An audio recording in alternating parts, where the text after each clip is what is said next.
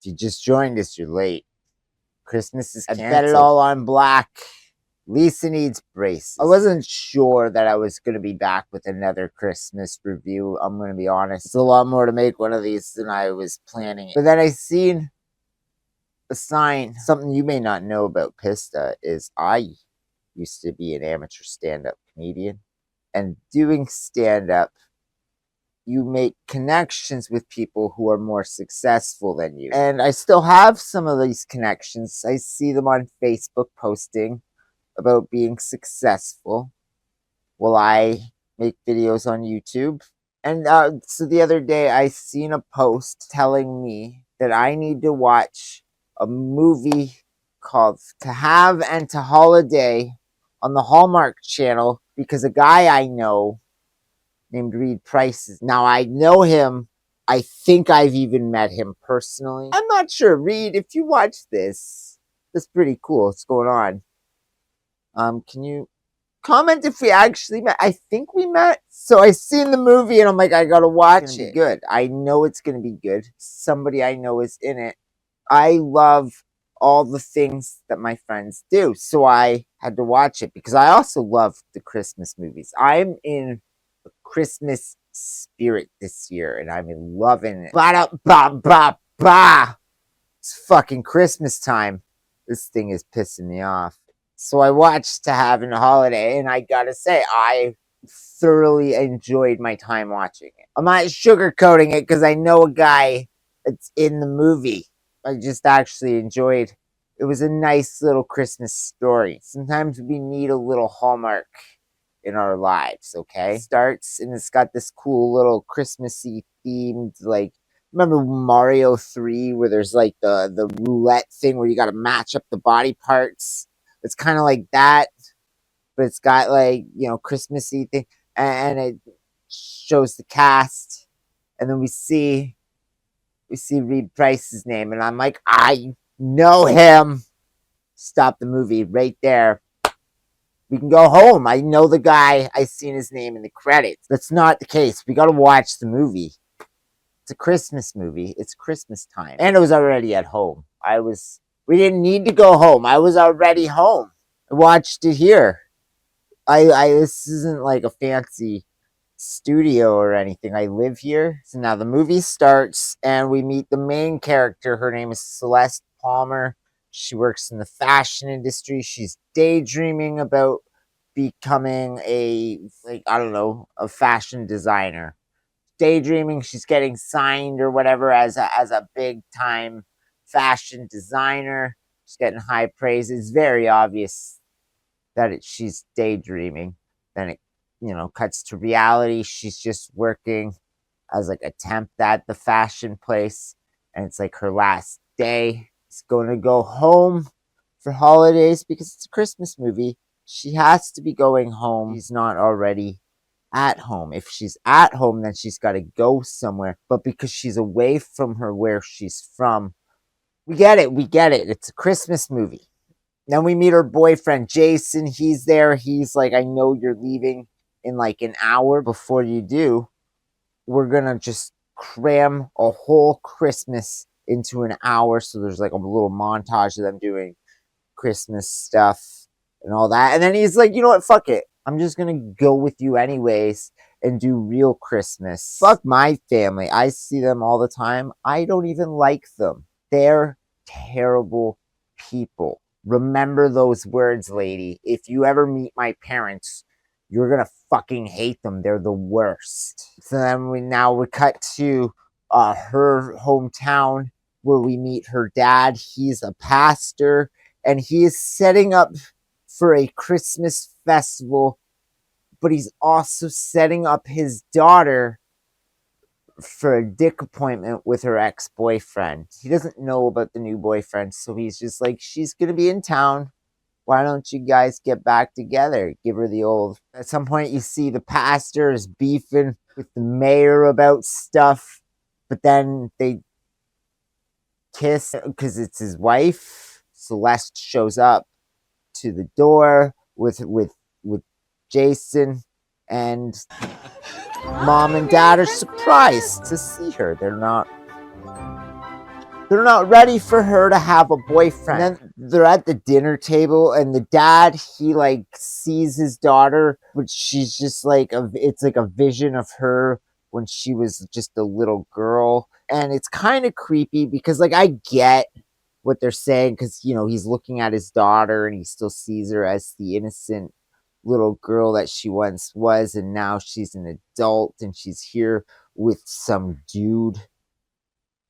But he was trying to set her up with some other dude, right? Like, so it's kind of creepy that he's thinking of her as a little girl. And can we just stop for a minute too? I gotta mention that her boyfriend, Jason, looks like a discount Fred Savage. A discount Fred Savage who's been spending the last like year and a half mewing every day. I just feel like I needed to point that out at some point. But at the dinner table, the dad's just kind of rude, very unpastoral. He tells him he's got to sleep in the basement. Like, you gotta fucking sleep on the floor like the piece of shit you are. Stay the fuck away from my daughter's pussy. That's for the other guy, you fucking pervert. But then they talk about the Christmas festival, and then Mayor Mom starts on about how great the Christmas festival is for the town and the economy. And it shows that there really is no separation between church and state. They are literally a married couple, and the town is depending on the church for running this festival.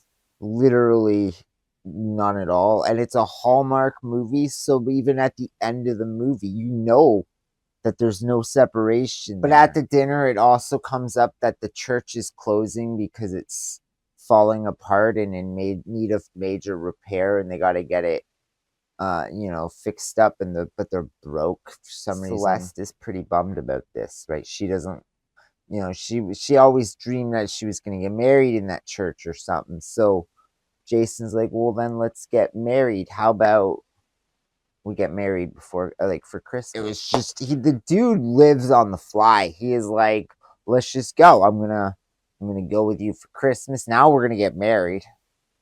I was thinking about dumping you, but now we're gonna get married. We're gonna be married until someone's just like, here's some divorce papers, and I'm gonna be like, okay, sign those, and then we'll be divorced. But until then, we're gonna be married. And if my condom breaks and we have kids, then we have kids. But if we don't, then we don't. It's cool. So a bunch of stuff happens at the dinner. Dad has like a weird little bonding moment with Celeste at the Christmas tree. You think he's starting to, understand. He's not. But they have a little bonding moment. Then Celeste's ex-boyfriend Dean shows up, and he looks like he's ready to die when he sees that she's moved on and has a new boyfriend. There's a line in there somewhere where the dad says something about everything is happening so fast. This is so fast, like wow, fast. This month, a Christmas wedding? Which is like, yeah, because it's a movie, man. So it's gotta have everything happen in the first 20 minutes. But yeah, Pastor Dad agrees that he'll do the ceremony at the church before it closes. But he's going to put his daughter and Jason through marriage boot camp. He makes all the other couples do it. He's going to make them do it too. Now it cuts to the talent show. They're at like a bar. There's a talent night. It's like an open mic night. There's someone singing. I would have crushed it at this. This is my time to shine. I would have been up there. Santa and his wife, Mrs. Claus, walk into a talent agency, and they say, we got a show for you. It's Santa, there's Mrs. Claus, there's Rudolph and Blitzen, there's a couple elves, and they say, we got a show. And the talent agent's like, we don't do Christmas acts. The talent agent's like, fine, you guys got 2 minutes of time. And Santa Claus springs in. I'm not going to. Just a fun fact, if you actually know the aristocrats joke. That pitch is from a Christmas show where I told that a Christmas version of that joke. But at the talent show, we meet the guy I know. The only reason we're watching the movie, we meet Reed. His name is Tim. He's got a wife, Tracy. She's pregnant. They're friends with Celeste. They're at the bar. There's a talent show. And then Tim gets up and he starts singing, I Want a Hippopotamus for Christmas. And it's because he's lost a bet with his wife. She's got like a degradation fetish. So she's just like, you got to go embarrass yourself at open mic night. But he crushes it, right? Like, he sells it. The audience loves him. I loved it. He loved doing it. So jokes on her just ruined her. She had a ruined orgasm for sure to that one. So now Tim teaches Jason about marriage boot camp because, like everybody in town, the pastor and the mayor are married. It is mandatory. Doesn't matter what faith you are, you go to that church. You go to the pastor's church, okay? You have no fucking choice in the matter. So they all have to go to the pastor's marriage boot camp. And Tim teaches them about it, and he makes a bet because he says him and Tracy have the highest score. He makes a bet that he won't beat them. And he says, if you do, you got to do something degrading publicly for my wife to masturbate to. Jason's like, of course, I'm down to clown. So then they're at marriage boot camp, and they got to like admit to something that they've never admitted to before. This one's like a reoccurring one where you have to admit something to your partner that you've never told them before, and you got to be honest about it. You know? So it's like 1, 2, 3. I think I killed somebody. Hot. What? Pastor's like judging them, but then he also makes them build like a gingerbread house together. He's like, it's your dream house. You got to build your future dream house together. This is where you're going to live for the rest of your life. I'll make sure you don't fuck it up. This is a really important test. And then Mayor Mom shows up. She starts giving Pastor shit because like apparently that's supposed to be a later part of the boot camp, and he's throwing it at them first day. And it's clear that he is trying to sabotage them so that they fail, right? Like, it's clear as day that the dad really is meddling with his daughter's relationship, and he wants them to fail. But joke's on them because, like, you know, they successfully build a solid gingerbread house that's not built on lies. They're honest with each other, and they build a solid foundation of edible gingerbread. So we're about 1/3 of the way through the movie now, and we already know how it's going to end, though. The dad's going to keep making these challenges so that they're going to fail because he's a really bad pastor and a terrible father. But he's going to keep trying to make them fail, but they're going to keep passing because they're meant for each other. They're the main characters of a Hallmark holiday movie. They are meant for each other. So they're going to pass no matter what, and he's going to be reluctantly forced to accept that this man is his son-in-law, I guess, right? Like, he's going to have to accept it. Dean, the ex-boyfriend, is going to use his tears as lubricant to masturbate during the ceremony. And then at the end of it all, Jason's still gonna have to degrade himself for Tim's wife, Tracy, to masturbate to.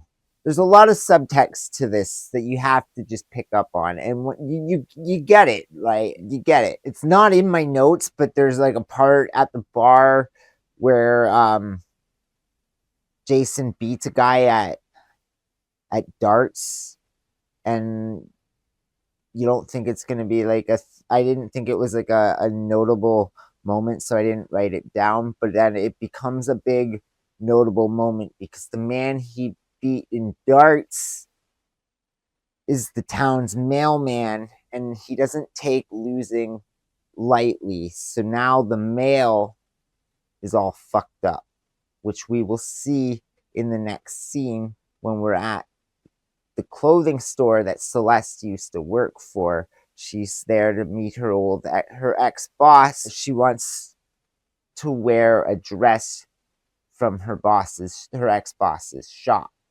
And while they're there, the mailman shows up.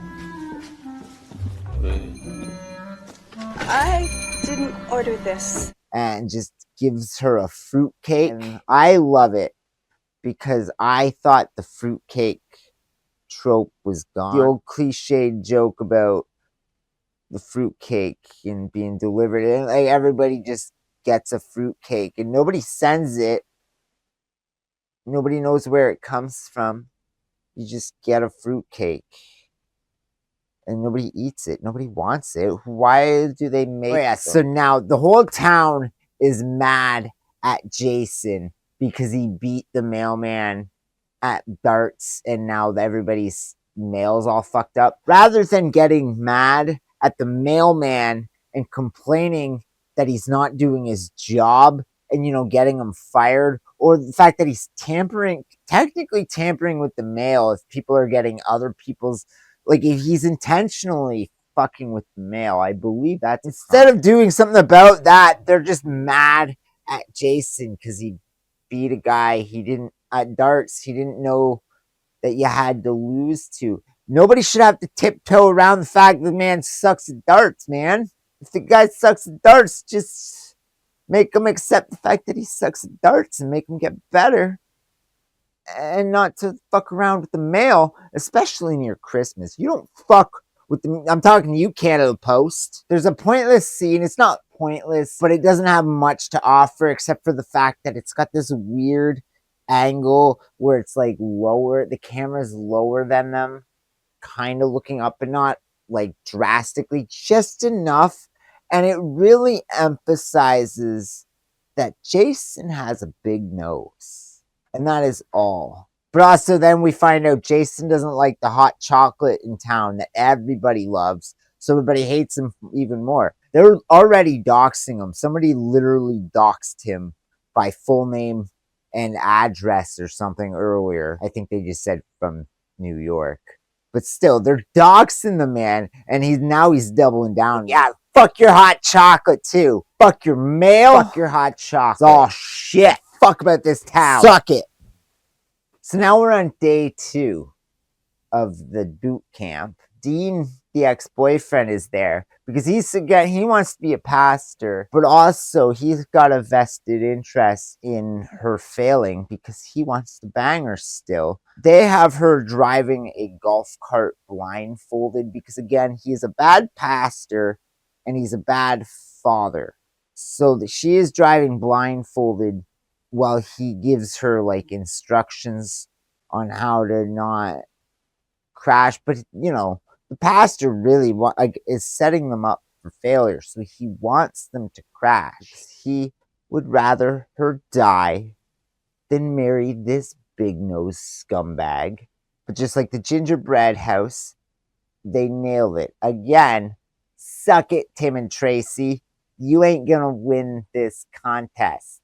And then there's like a scene with Celeste's old boss again, where she's like, yo, I'm old and dying. Do you want my shop? I want you to run my shop now. And Celeste's like, yeah, I got nothing going in my life. Everything is shit. I'm just about to get married to this dude. Everything else is shit. At some point, Jason's just like, yo, straight up, does your dad hate me? And she's like, no. Can we change the subject to something a little bit more awkward? Does your dad like me? Yeah. No, he's just not great with change. We got a new couch once, and it took him months to sit on it. Now, it's his favorite spot. He's got his own dad-shaped dent. He's just a bad pastor. He's bad at his job. He's a bad parent. He doesn't hate you. He hates himself. And the Mayor Mom's just like, fuck that guy. Who gives a fuck what he thinks? You guys want to get married? Celeste, don't let someone else stand in the way of your special day. And you too, Jason, because you will also be there. Get married. Fuck him. I did. Now you find out that the pastor's also a deadbeat. He has been too focused on ruining his daughter's life that he didn't pay the deposit or whatever for the rental of the lights he needs for the festival. So now there's no Christmas lights. Only there was a guy with a big nose that is experienced with festivals. I'm talking about Jason. He's got a light guy. He's got a guy. He's got a big nose, but he's also got a guy that's got a connection with Christmas. So Jason, I'm talking with Tim and Tracy, and you know when they were in, the whole thing comes up about them not having lights for the trees. And he's like, Jason's like, is that a big deal? This is a problem? Yeah, it could be. Community really looks forward to the festival and the tree lighting. Brings in a lot of money for church in town. And Tim's like, never let us that's kind of devastating to the community. I mean, the mayor already established that this festival is really big to the whole economy of the town. And like, I don't know if Jason's just never experienced Christmas before, but you need Christmas lights for your tree. Without Christmas lights on your Christmas tree that's out in public, you just have a big pine tree, that's all. So yes, it's very important, and without the lights on the tree, people are going to judge your festival. So yeah, it's pretty devastating, but that doesn't matter because Tim and Tracy have picked out what kind of degrading task they're going to make Jason do when he fails the boot camp. Oh, Tracy and I figured out what you're going to have to do when you lose the bet. It's going to be at your wedding. It'll be humiliating. They have picked it out. Tracy is going to come so fucking hard. I don't know if I'm allowed to say this. Then all of a sudden, these kids out of nowhere come up. And the one's like, yo, I hear you don't like my dad's hot chocolate, motherfucker. This is for insulting my dad's hot chocolate. Oh. It's Renando Jr. and his goons. Did we make a run for it? No. We gotta stay and fight. And again, No, not everybody me. in I town, want a donut. he is an outsider, and they all know who he is. But then the kids, like, swarm them. Like, do you remember when children were doing swarming? They would get violently beaten and robbed because, like, yeah, they're children, but in numbers, you know, it's like feral dogs. You're just getting attacked and you go down and you're done. There's no shame in it. We don't judge a man that gets swarmed by children around. Jason and Tim get curb stomped by children. Again, subtext, but we know. But then we see them again and they're both fine. So they must have got away. Lights are taken care of.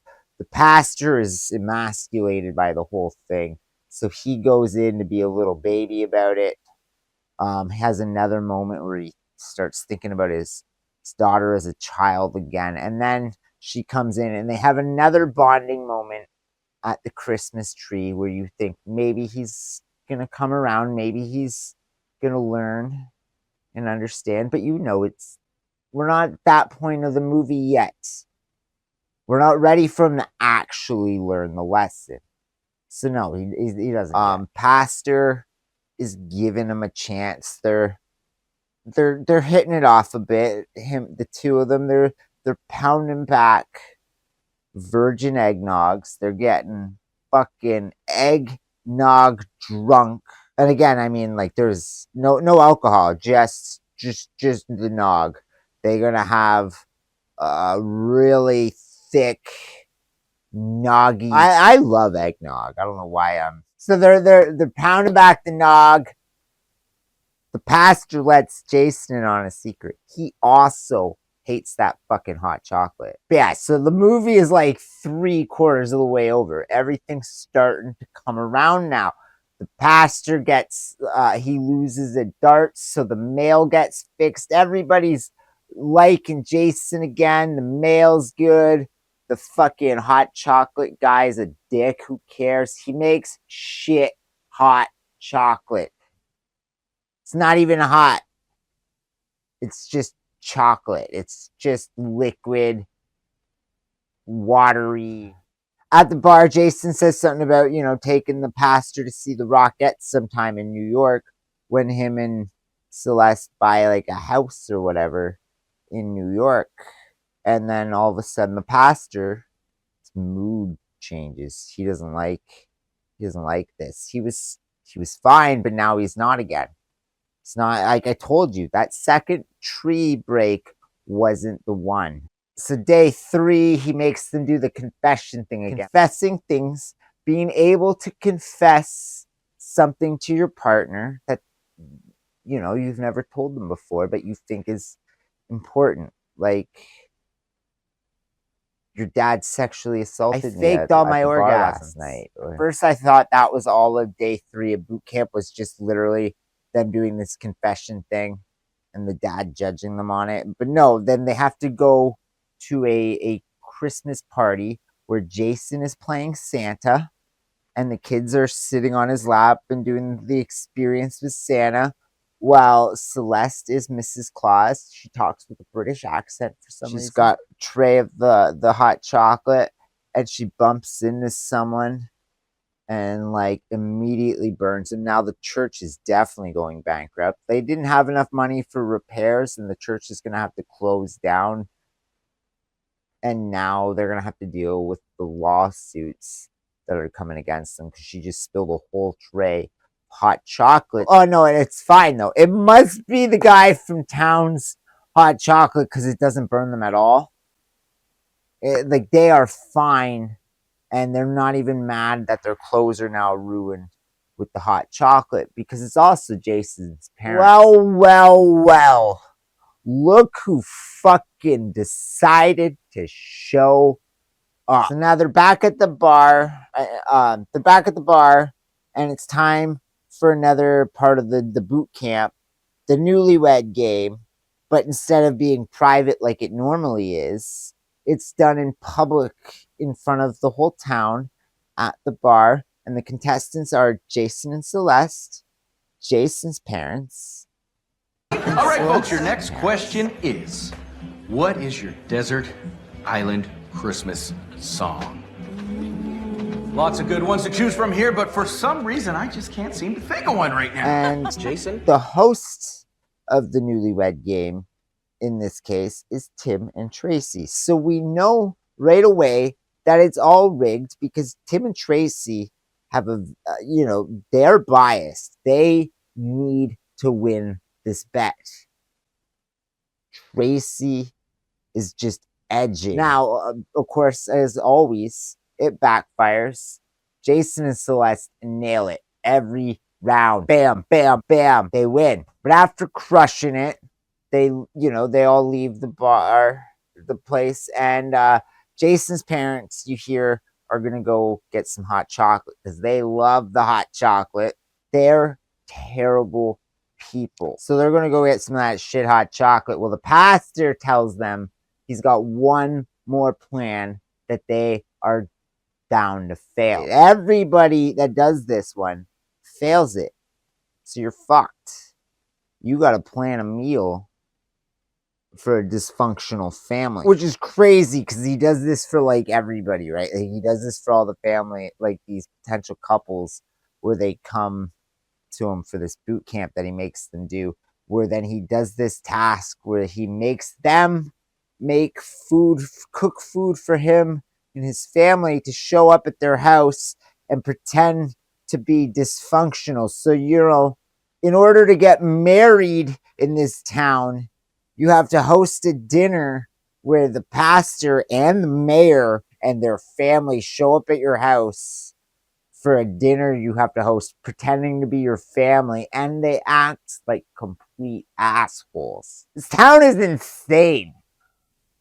There is a gas leak in this town for sure. Now, during the dinner, Celeste gets a call about her fashion portfolio that she had emailed off. And it's a 2-part call where they like told her basically, you're going to get the job, but we're going to call you back in a little bit. And I don't know why they split it. Like, it does nothing to further the plot in any way. Nobody else other than Jason and her know about it. There's no real suspense. We already know that she's going to get the job. It adds nothing. And then she gets the call and she gets the job and they're going to, move to New York. But then the dad has like a complete meltdown because he already knew that she was going to get a job and move to, she just found out. But because Jason at the bar had said something about buying a house in New York, he was just talking shit. He is such a go with the flow kind of guy. If he knew that she had taken the job here in town, he would have been talking about that. But because he didn't even know about that, because everybody forgot about that, that scene just seems to have not happened. They never mention it again. There's no talks about her running that shop ever again after that one scene. So the dad's mad. Then Celeste finally loses her shit on her dad and she tells him off. And then there's like a big heated thing. They have an argument. It's really uncomfortable. It kind of reminded me of home and it made me feel good. Then Celeste's at the church. She's sitting in a pew at the church and Dean slides in. And you think he's going to be all creepy because he does it all creepy. But then he like hits her up with some solid advice. The dude isn't actually trying to get into her pants. He's like, yeah, you got to get married to this guy, man. Don't worry about your dad. Just get married. He's a solid dude. So she hugs him. But then Jason shows up and he sees them hugging. And he overreacts even though like nothing leading up to this throughout the whole movie would tell you that he should feel insecure about Dean. And of course now Celeste gets mad. So she goes and she loses her shit on her father because it's his fault. It is his fault that Jason saw her hugging her ex-boyfriend in the church and ran away. It's her dad's fault that it happened. She's got to yell at him about it. But then they have like another bonding moment at the tree. And this time you can tell he really means it and he understands and he's going to be a changed person because we're nearing the end of the movie. This is the time he really learned his lesson. While Jason's on his like running away adventure, he comes across Tracy, who's in labor, but she can't get a hold of Tim, and her car keys are down a sewer. Jason grabs like a wire and he helps get the keys up because he is going to help her get to the hospital because he's trying to flee town and he's going to use her car. He's going to drop her off at the hospital to take the car and flee town. So after Celeste and her dad have their moment, they all go to the hospital. Jason sees Celeste. They make up. Everybody is good. Tim and Tracy have the baby. Everything's good there. The movie is starting to wrap up. But then the roof at the church had collapsed because the pastor had been ignoring Dean talking about this problem with the roof the whole time. He's been too focused on ruining his daughter's life that he just wasn't worried about this falling apart church and the safety hazards that it entailed. So he did nothing about this problem.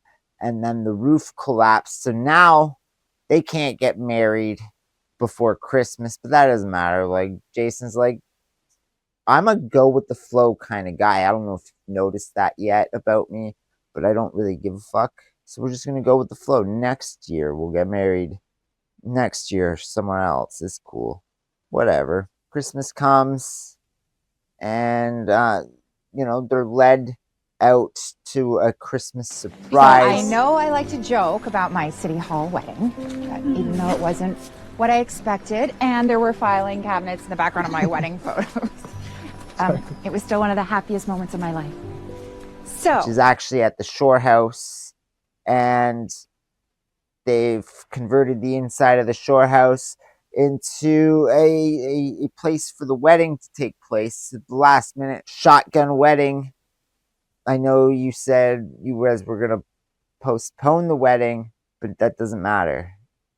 I've changed my mind about you not getting married, and now I need you to get married. So there's no backing out of this. You said you were going to marry my daughter. You're going to fucking marry my daughter. Get in that fucking house. This is the mayor talking. The pastor's already in there. The mayor led them down to the place. As they're going into the place, they finally have one more like confession moment. 1, 2, 3, confess something like spontaneously. This time the pastor's not there judging them for it. Like, just do it. I don't know like what the actual point is, because every other time it didn't start a huge argument or anything. So I don't know what the whole point of what they were trying to show. That each time they did it, it didn't really have a negative outcome, that they both said something. Each time it came up, they both said something. And so like again, they're like, 1, 2, 3. Oh, I'm actually faked all my orgasms. So then the wedding happens. The pastor gives like a nice touching speech because he's a changed person now. The movie is like at the end. The wedding happens, and then now it's the after party. Now it's time we find out what sick, depraved shit Tim and Tracy have in store. They're not at the party. They can't. They got a newborn now, but they're watching from their phone.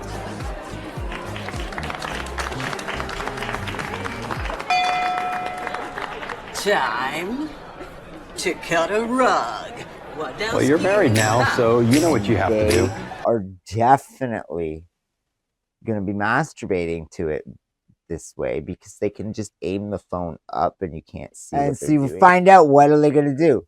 It's just some like weird dorky dance, like a little bit of like a robot with some just some bad dancing. But they are in a town where everybody is just everybody but I think but Tim and Tracy are some sort of white Christian. I don't know what branch of Christianity, but they are all some sort of white Christian, and they're like all middle-aged, so and older. So nobody can dance. There is not a single person the embarrassment, the degradation factor just isn't there, because there's nothing. In fact, if anything, they are dancing better than anybody else. That like there's no humiliation.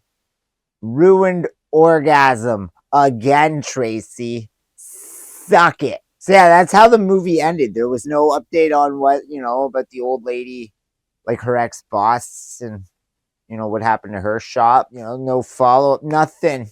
No happily ever after moment. We just have to assume. Hallmark doesn't need to give you the follow-up. That's just implied. Hallmark's just, here's the story. This is where it ends. I don't know. I thought it was great. I enjoyed the movie. Not just because I know Tim. His name's Reed. But like, not just because I know Tim, but because it was a good movie.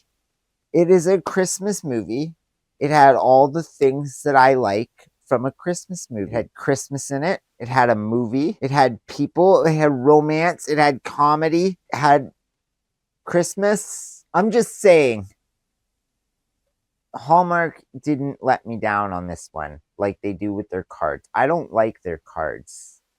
This isn't even like, this isn't sponsored ad or anything. Fuck Hallmark. Their cards are overpriced garbage. And enjoy the spirit of the holidays. And let me know what you think about my video and how awesome I did at retelling the story. Leave some comments. Tell me what movies I should watch and stuff. That would be cool. We'll talk. Let's talk. Thumbs up.